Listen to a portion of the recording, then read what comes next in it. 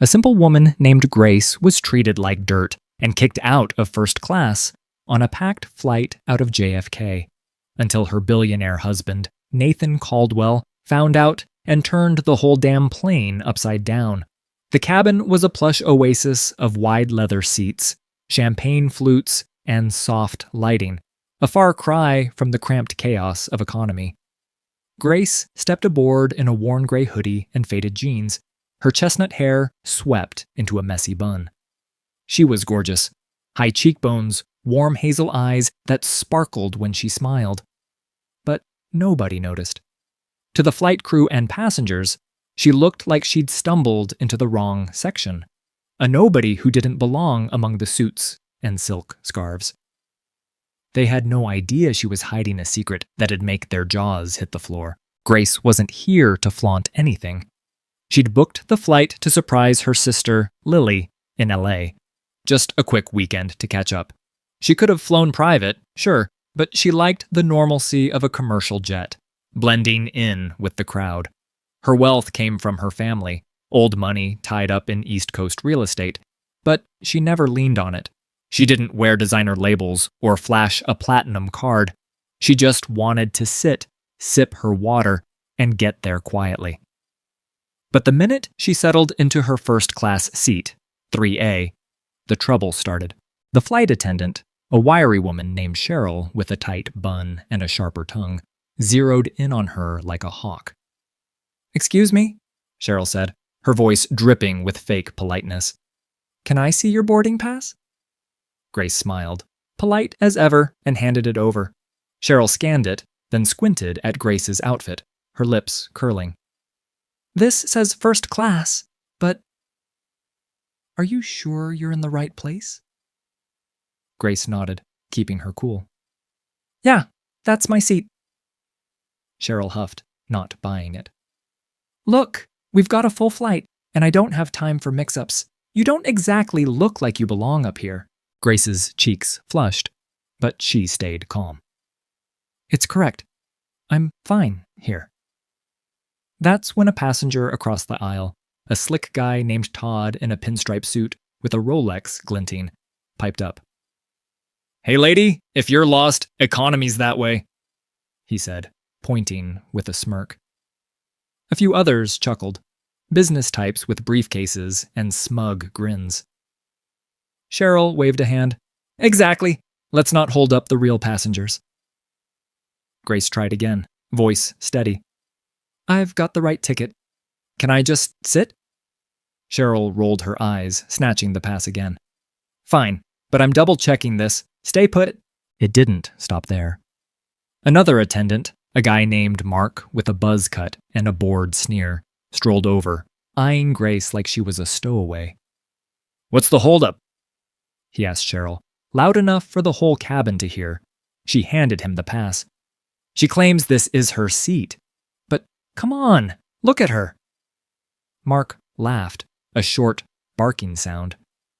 "Yeah, right. Did you win a raffle or something, hun?" Grace's heart pounded, but she didn't snap.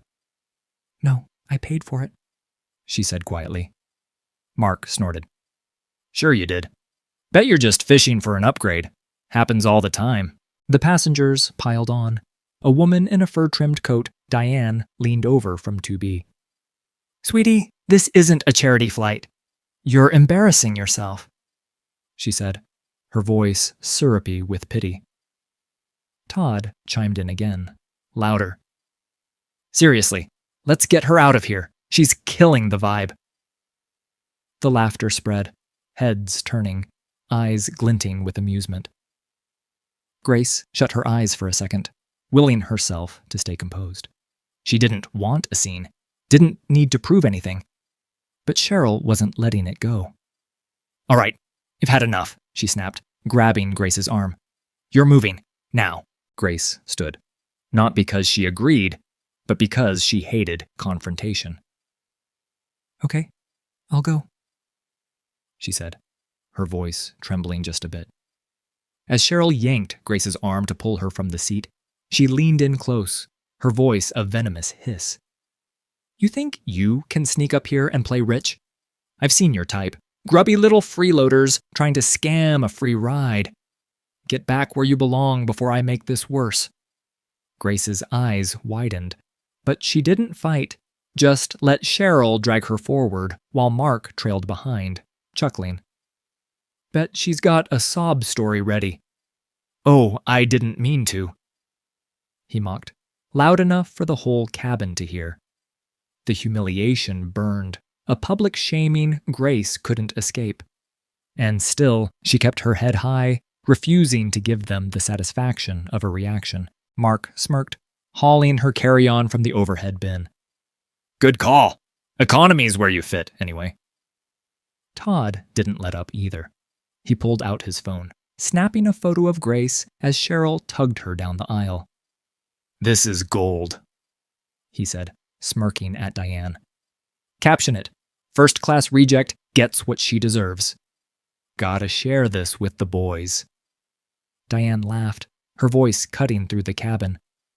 Oh, please do. She'll be famous for all the wrong reasons. Look at that hoodie. Did she borrow it from a homeless guy? The other passengers joined in, some clapping like it was a damn show, their cruelty a chorus that drowned out Grace's quiet dignity. She clenched her fists, but her lips stayed sealed. Cheryl marched her past the curtain, shoving her toward a middle seat in row 27, sandwiched between a snoring guy and a kid kicking the chair. Back in economy, Cheryl didn't just dump Grace in her new seat. She made a scene of it. Here's your throne, princess, she announced, tossing Grace's bag onto the sticky floor with a thud. Next time, don't waste our time pretending you're somebody. Stick to the bus. Mark loomed over, adding, Yeah, and keep your hands off stuff you can't afford. Those seats aren't for charity cases. The kid next to Grace stared, wide-eyed, while the snoring guy snorted awake, muttering, What's her deal? The whole row turned, gawking like she was a sideshow, and Grace sat there, trapped, her face hot with shame she didn't deserve. Don't try that again, Cheryl warned, tossing the boarding pass back like it was trash. Grace sat, her bag on her lap, the hum of the plane drowning out the sting. Even after takeoff, the torment trickled back. A third attendant, a snide woman named Kim, sauntered down to economy with a tray of first-class snacks, tiny sandwiches and chocolates, and stopped right by Grace's row. Oops, almost forgot, she said, loud and fake. These were for up front, but since you tried to crash the party, I'll just give them to someone who belongs there. She handed them to a guy 2 rows up, who smirked and said, Thanks, keep the riffraff out next time. Kim winked at him, then shot Grace a look of pure contempt, leaving her with nothing but the sting of their laughter echoing in her ears. She could have called Nathan right then, could have ended it, but that wasn't her. She just pulled out her phone and texted him instead. Hey, rough start to the flight. Miss you, Nathan replied fast. You okay? What happened? She kept it light. Just some mix-up with my seat. I'm fine. But he wasn't buying it. His next text was a demand. Which flight? Tell me everything. She sighed, typing. JFK to LAX, Apex, Air 217. They kicked me out of first class. No big deal. His response was instant, all caps. They did what? I'm on it. Grace bit her lip, a flicker of relief mixing with dread. She didn't want a fuss, but Nathan? He'd burn the world down for her. Back in first class, Cheryl was pouring champagne, Mark was cracking jokes, and the passengers were toasting their little victory. They'd forgotten Grace already, smug in their bubble. Until the plane hit cruising altitude and the intercom crackled. Ladies and gentlemen, this is your captain. We've got a special request from Apex Air HQ. Please, stand by. The cabin buzzed with confusion. Cheryl frowned, muttering, What now? Then the cockpit door swung open, and a man stepped out. Not the captain, but Nathan Caldwell himself, 6'3", dark hair streaked with silver, in a tailored suit that screamed money and menace. The air shifted, every head snapping toward him. Nathan was a legend. Billionaire founder of Apex Air, a guy who'd clawed his way from a broke mechanic to owning the whole damn airline, plus half the private jet market in the States. His name was on terminals, his word law in the industry.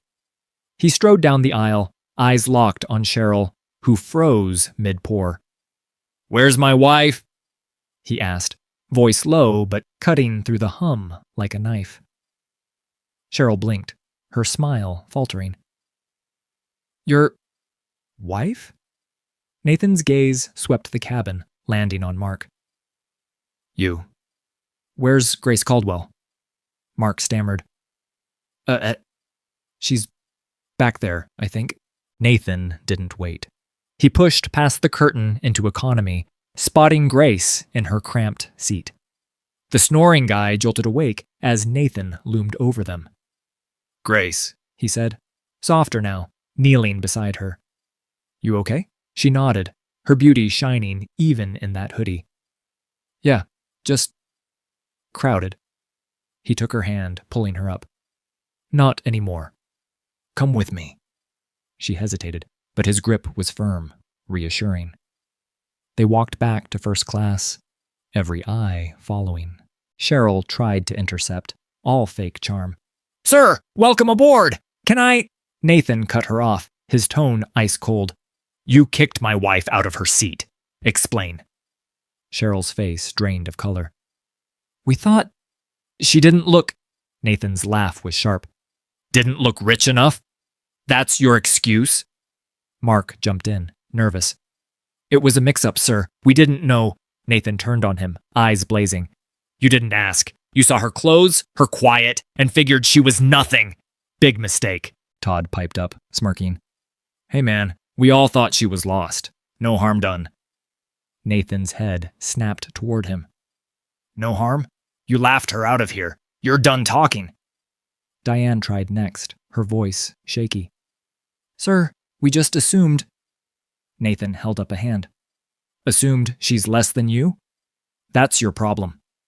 He pulled out his phone, dialing fast. "Mike, it's Nathan. I'm on 217. Grounded in L.A. Full investigation. Cheryl Dawson, Mark Ellis, fire them. Now." A muffled, "Yes, sir," came through, and he hung up. The cabin went dead silent. Cheryl's tray clattered, champagne spilling. "You can't—" she started, but Nathan's glare shut her up. "I own this airline. I can do whatever I want, especially when you humiliate my wife." Mark's bravado crumbled. "Please, I've got kids." Nathan didn't flinch. "Should have thought of that before you dragged her bag like trash." He turned to the captain, who'd emerged wide-eyed. "You see this?" The captain nodded. "Yes, sir." Nathan pointed at Cheryl and Mark. "They're off my plane. Next stop, they're gone."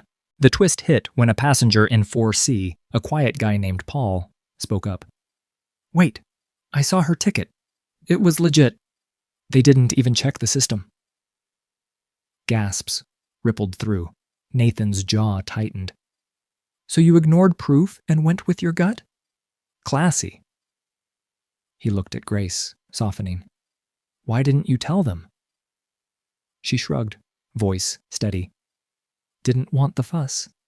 I just wanted to fly." He shook his head, a mix of pride and fury. "You're too good for this." Nathan wasn't done. He faced Todd and Diane. "You two, your little comments? You're banned. Lifetime. Apex doesn't need your money." Todd's smirk vanished. "You can't—" Nathan smirked back, dark and dangerous. "Watch me." He nodded to the captain. "Log their names. No flights, no refunds." Diane's face crumpled, her fur coat suddenly ridiculous. Cheryl tried one last plea. "Mr. Caldwell, I've been here 10 years. Nathan's eyes were steel. "And you're out in 10 seconds. Move." Nathan's fury didn't stop with firing Cheryl and Mark. He turned his wrath on the whole operation. "Captain," he barked, "call HQ. I want every crew member on this flight audited. Past complaints, performance logs, everything. Anyone with a whiff of this attitude is gone by morning." He dialed again, his voice a low growl. "Mike, add this. Blacklist Cheryl Dawson and Mark Ellis from every airline in my alliance. Delta, United, the works. They don't step foot on a plane again, not even as baggage handlers." Cheryl's knees buckled, her tray crashing to the floor, while Mark's face twisted into a mask of panic.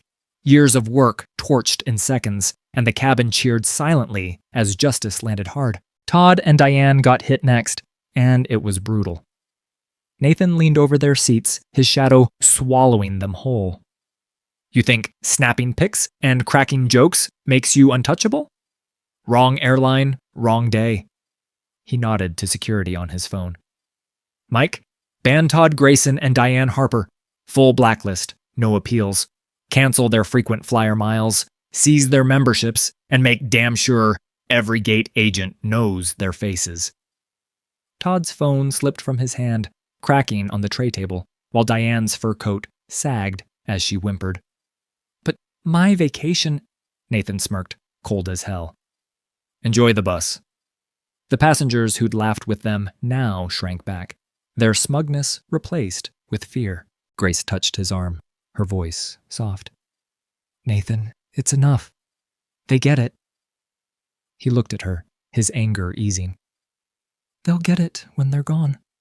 He guided her back to 3A, settling her in. "This is your seat.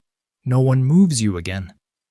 She smiled, small but real, as he sat beside her, daring anyone to blink wrong. The plane hummed on, the cabin tense, passengers whispering. Cheryl and Mark slunk to the galley, faces ashen, their careers toast.